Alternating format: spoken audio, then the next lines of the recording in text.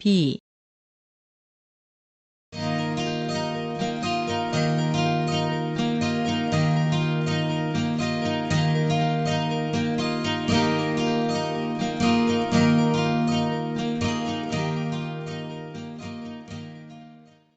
1. 객관.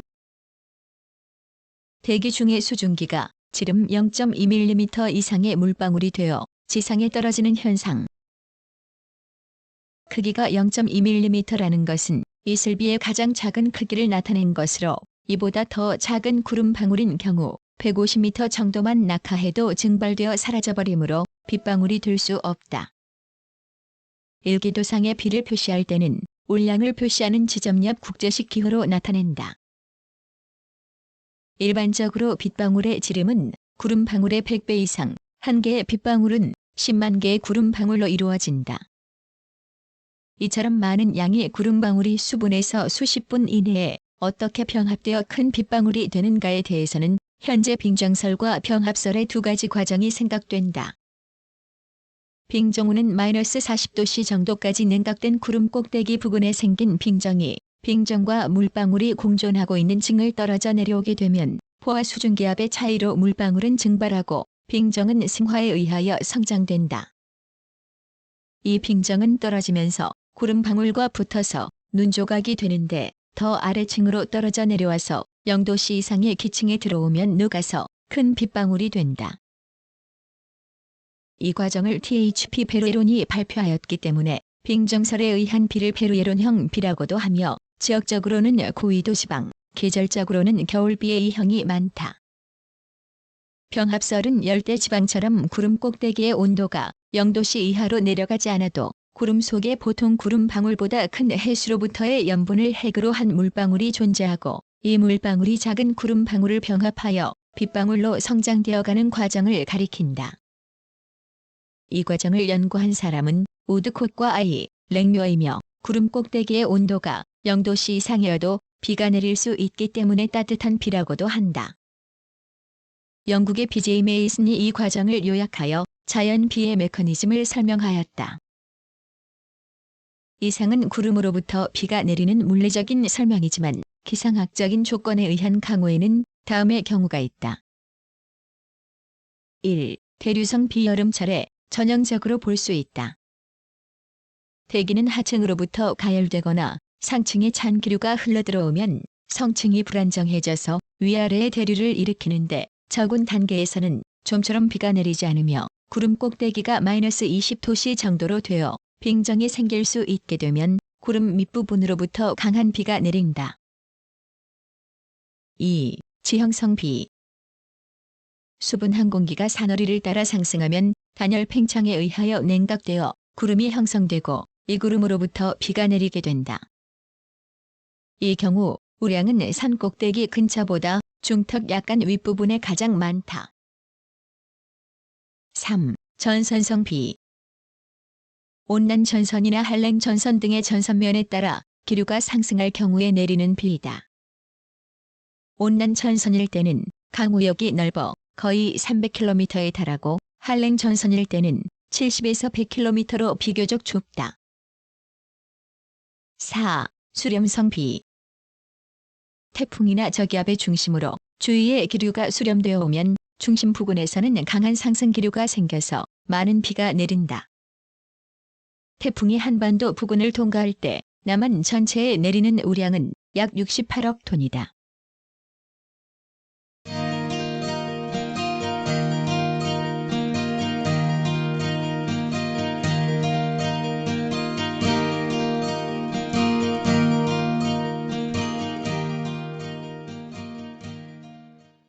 이. 강도. 비의 강도는 단위 시간에 내린 우량으로 표시된다. 비의 강도는 시간당 우량과 일우량으로 표시하고 또한 1분간의 우량과 우리가 느끼는 비의 강도를 대응시킨 것이다. 여기서 알 수 있는 것은 비가 내리는 형태에는 강, 약이 있어 고르게 내리지 않는다는 것이다. 1시간 우량, 1일 우량은 1분간 우량의 60배 및 1시간 우량의 24배가 되지는 않으며 시간 배수에 따른 값보다 훨씬 적다.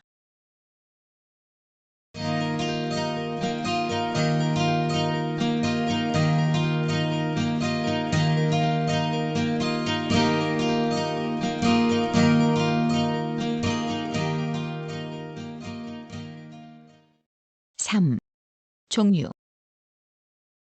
비는 내리는 형태, 계절, 지역에 따라 여러 가지 종류로 나눌 수 있다. 오랫동안 내렸다 그쳤다 하면서 계속되는 일련의 비를 장마라고 하며 6월 말경부터 7월 사이에 나타난다. 단시간에 많은 비가 내릴 경우를 호우라고 하며 이것이 지형적인 영향으로 어느 곳에 집중될 경우에는 집중호우라고 한다. 흔히 여름철에 국지적으로 단시간에 굵은 빗방울을 동반하는 비를 소나기, 번개와 천둥을 동반하는 비를 뇌우라고 하는 등 많은 종류가 있다. 또한 지역적으로는 남양의 스콜도 유명하다. 스콜의 정의는 수분 이내의 10m 색전후의 바람이 갑자기 부는 현상을 말하나 일반적으로는 이와 같은 돌풍에 동반된 세찬 소나기를 말한다.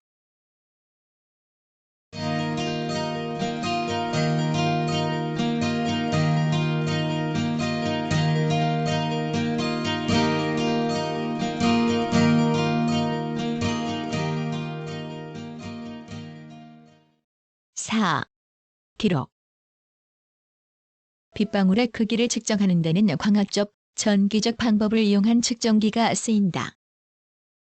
간단한 방법은 여과지에 워터블루 등의 색소를 가솔린에 분산시킨 것을 뿌린 다음 무명으로 가볍게 문질러 펴놓고 이 종이의 크기가 다른 물방울을 떨어뜨린 다음 미리 물방울의 크기와 여과지 위의 흔적의 크기를 조사해두면 실제로 빗방울을 받았을 때 생기는 흔적의 크기로부터 역으로 빗방울의 크기를 계측할 수 있다. 지금까지 측정된 빗방울 중 가장 큰 것은 열대 지방에서 관측된 지름 7mm, 무게 0.3g이었다. 빗방울은 이보다 커지면 떨어져 내려오는 사이에 불안정해져서 흩어져 버린다고 한다. 그러나 한국에서 측정된 가장 큰 것으로는 8mm가 있다. 따라서 빗방울의 크기는 앞으로의 연구 결과에 따라 달라질 것이다. 우량 관측에서 가장 오래된 것은 BC 4세기경 인도의 차나키아가 인도 각지에서 측정한 평균 우량의 기록이다. 그러나 규격화된 우량계를 만들어 우량을 처음으로 관측한 것은 한국이며 1441년의 일이다. 당시의 지구기는 현재 기상청에 보관되어 있으며 1770년 이후의 기록들이 남아있다. 한편 단시간의 우량을 서울의 기록에 의하여 살펴보면 10분간 최다 강수량은 47.2mm로서 그 원인은 장마 전선에 의한 것이었으며 1시간 최다 강수량은 118.6mm로서 강한 뇌우에 의한 것이었고 1일 최다 강수량은 354.7mm로서 태풍에 의한 것이었다. 1950년 미국의 R.D. 플래처가 찾아낸 법칙에 의하면 과거 100년간 지구상에 내린 큰 비의 양 RMM과 강우시간 T 사이에는 R363.2 T 실험식이 성립된다.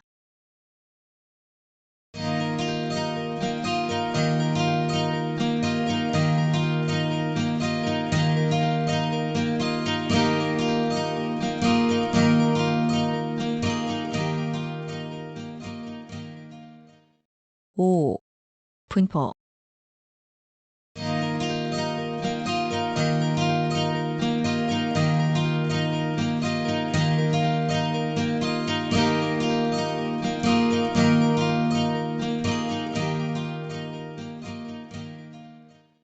(1) 세계. 강수량의 세계적 분포는 적도를 중심으로 남북위도 10도 부근까지는 연강수량 2000mm 이상이고 고위도 지방으로 올라갈수록 감소되나 북위 45도 부근에서 일단 증가한다. 강수량의 분포가 복잡하게 되어 있는 것은 위도 및 지형에 기인하지만 강수량은 기상 요소에 비하여 지형의 영향을 크게 받는다. 지구상의 강수량에 대하여 살펴보면 연강수량 1000에서 1500mm 및 500에서 1000mm 지역이 각각 24%씩으로 48%를 차지하고 3000mm 이상의 지역은 2% 정도밖에 되지 않는다. 그러나 인도의 체라푼지에서는 6개월간에 22,454mm, 1년간에 26,461mm가 내린 기록도 있다.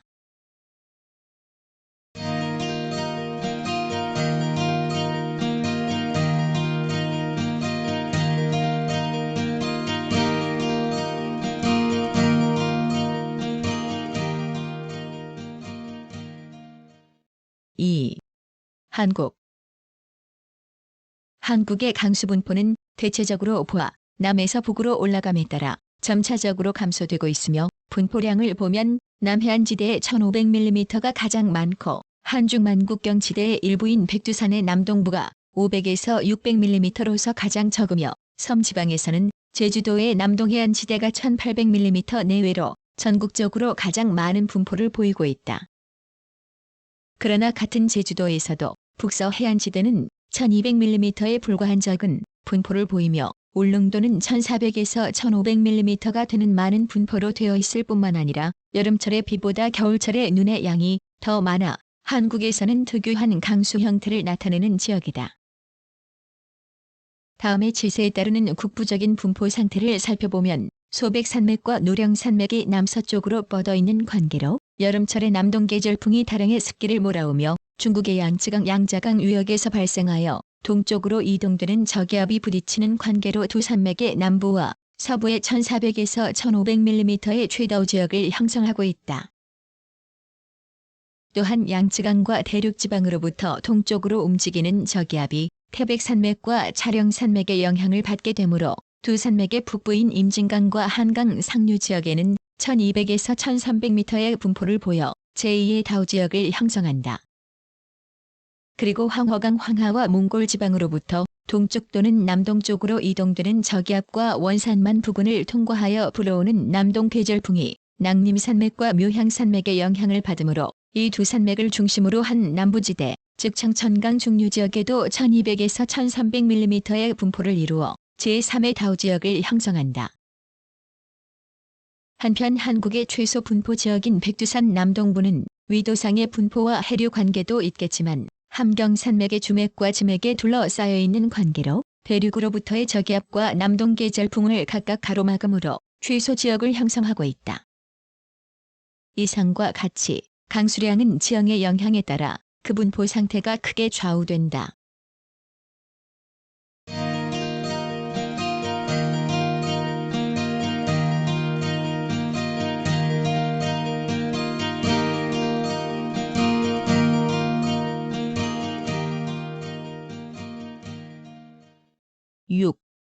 화학성분과 방사능.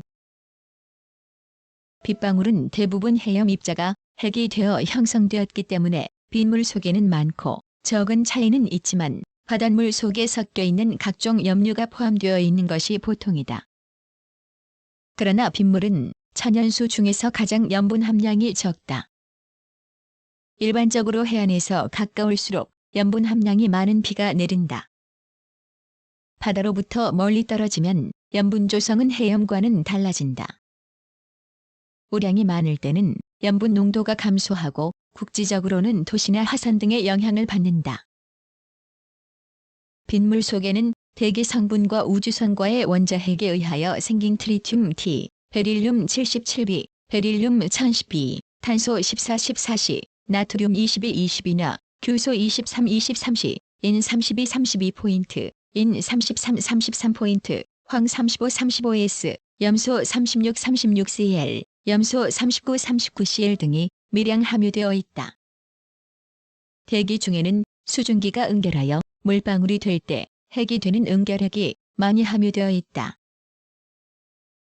빗물 속에도 1리터당 110에 13113에서 10월 17일시 정도의 방사능이 함유되어 있다. 이것은 대기 중에 함유되어 있는 천연의 방사성 물질을 씻어 떨어뜨려 주기 때문이다. 빗물 속의 방사능은 1902년 영국의 CTR 윌슨에 의하여 발견되었으나 이때 조사한 바로는 방사선의 주체는 알파선이며 약 30분이면 반감된다. 그 후 다른 학자들의 조사에 의하면 방사능은 특히 노후 때나 비가 내리기 시작할 때일수록 강하다. 원자폭탄이나 수소폭탄 실험이 행해지면서부터 인공방사성 물질을 씻어 떨어뜨린 빗물은 극히 강한 방사능을 가지고 있다는 것이 밝혀졌다. 빗물 속의 천연방사능은 약 30분이면 반감되어 버리므로 비를 채집한 6시간 후에는 약 1/4,000 정도로 감소된다. 이보다 후에 볼 수 있는 방사능은 그 대부분이 인공방사능이기 때문에 빗물 속에 함유되어 있는 인공방사능의 측정은 보통 채집 후 6시간 이후에 행해진다. 실험이 행해진 지점으로부터 기류의 유적선을 그려서 어느 지점을 이것이 통과하는 데에는 cm3당 수백 pci의 방사능이 빗물 속에서 관측된다. 인공방사성 물질 중 스트론튬 90-90시니어와 세슘 137-137Cs는 각각 28년이라는 긴 반감기를 가지고 있기 때문에 이것이 인체에 들어갔을 경우에는 여러 형태의 피해를 주는 것으로 생각된다.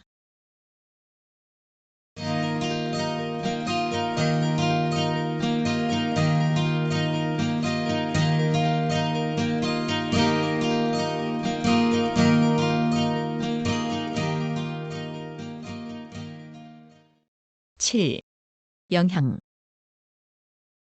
비의 영향 중 첫째로 손꼽히는 것은 지표면의 우식이다. 우식은 빗물 속에 함유되어 있는 이산화탄소, 질산, 황산 등의 작용에 의한 것으로서 석회암으로 형성된 땅에는 카르스트 지형을 형성한다.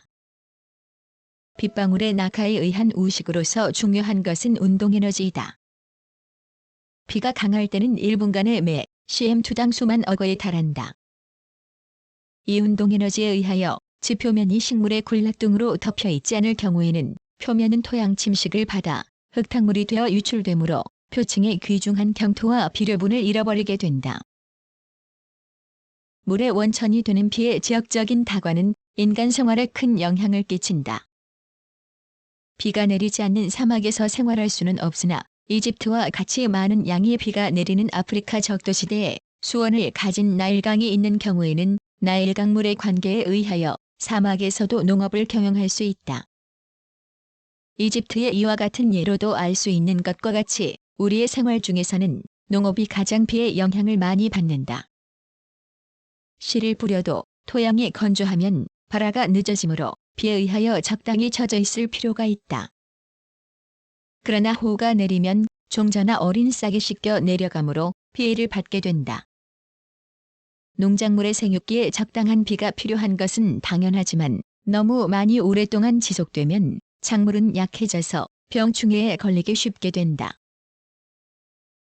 또한 수확기의 비는 수확 작업에 지장을 줄 뿐만 아니라 수확 후의 건조 등에도 영향을 주어 품질을 떨어뜨린다.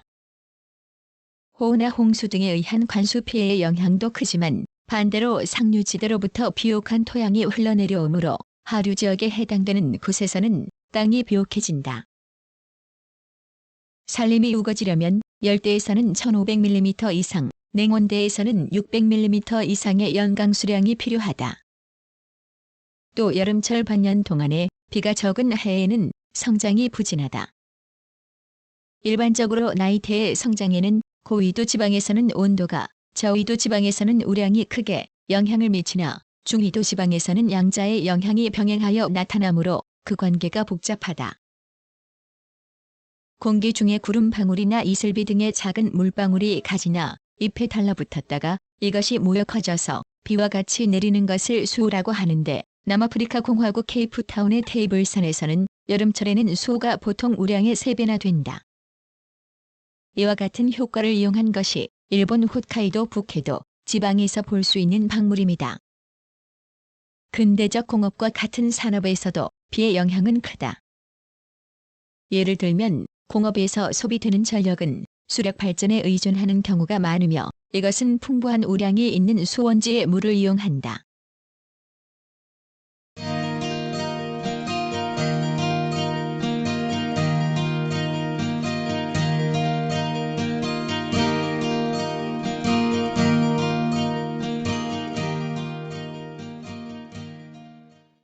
(8) 진계한 비. 구름이 전혀 없는데 하늘에서 빗방울이 떨어지는 진계한 현상이 있으며 이것을 천루라고 한다. 천루는 드문 현상이기는 하지만 동서고금에 걸쳐 비교적 많은 관찰 기록이 있다. 그 원인으로는 1. 빗방울이 먼 곳으로부터 바람에 날아온 것, 2. 눈에 보이지 않을 정도의 얇은 구름으로부터 비가 내렸을 경우, 3. 비가 내리는 사이에 구름이 솟아낸 경우 등을 생각할 수 있다. 또 도는 황사나 화산재가 비에 섞여 내리는 것으로 중국에서는 이러한 예가 적지 않으며 한국에서도 드물게 볼 수 있는 현상이다. 토우의 일종의 혈우가 있다. 이것은 황갈색의 비이다. 또한 공업도시나 그 주변에서 내리는 흙구라고 하는 비는 공장에서 나오는 매연이 섞인 것이며 이 비를 맞으면 의복이 회색으로 물든다. 또한 비와 함께 여러 가지가 섞여서 내리는 경우도 있다. 그 중에서도 비교적 흔한 것은 물고기인데 이것은 아마도 용오름에 의하여 바다나 호수로부터 물과 함께 빨려 올라간 물고기가 떨어져 내려오는 것으로 생각된다. 이 밖에 비와 같이 내린 곳의 예로는 개구리, 달팽이, 개미, 건초, 곡식, 나무 열매, 황가루 등이 있다.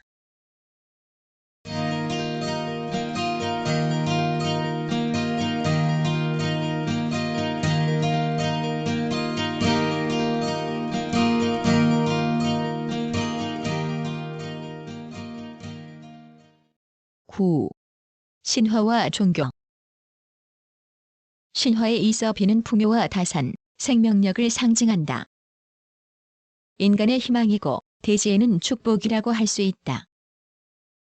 단군 신화에서 환웅이 인간 세계로 하강할 때 우사를 거느리고 온 것도 일상생활에 있어서 비를 다스리는 일이 중요했기 때문이다. 한편 불교에서는 비는 죽음이고 탐욕이며 욕심이라고 하였다. 그러나 유교에서는 백성을 생육시키는 임금의 은혜로 비유하였으며 기독교에서는 신이 내리는 축복의 상징으로서 하늘이 베푸는 것으로 여겼다.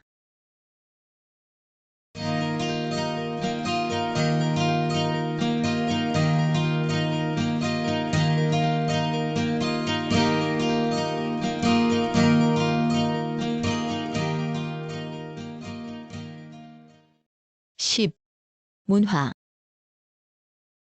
농업 경제를 영위한 고대 중국인에게 있어 비는 생명과도 같았다.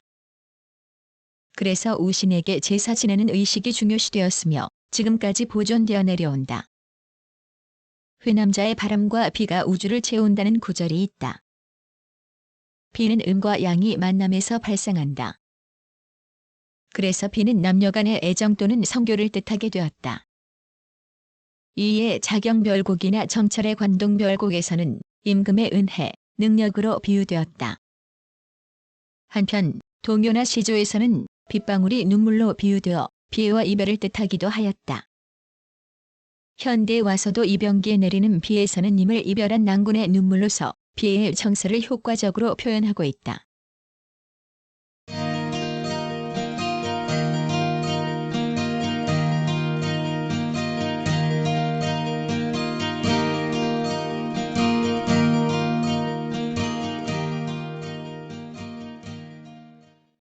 구성, 나그네의 구석구석 여행. 낭독, 글 읽어주는 고지혜. 들어주셔서 고맙습니다.